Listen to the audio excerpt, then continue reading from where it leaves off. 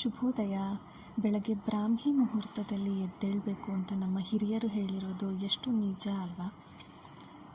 ಬೆಳಗ್ಗೆ ಬೇಗ ಎದ್ದು ನಮ್ಮ ಎಲ್ಲ ಕೆಲಸಗಳನ್ನು ಮಾಡಿ ನಂತರ ಆಫೀಸ್ಗೆ ಹೋಗೋದಾಗಲಿ ಅಥವಾ ಮನೆಯಲ್ಲಿ ವಿಶ್ರಾಂತಿ ಪಡೆಯೋದಾಗಲಿ ಇನ್ನೂ ಒಂದು ರೀತಿ ಖುಷಿ ಕೊಡುತ್ತೆ ಅಲ್ವಾ?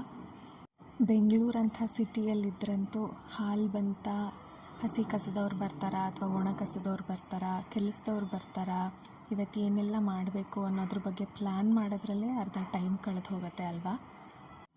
ಕೆಲವೊಂದು ಸಲ ಪ್ರತಿದಿನ ಅದೇ ಕೆಲಸ ರೊಟೀನ್ ಆಗಿಬಿಟ್ಟಿದೆ ಅಂತ ಅನಿಸುತ್ತೆ.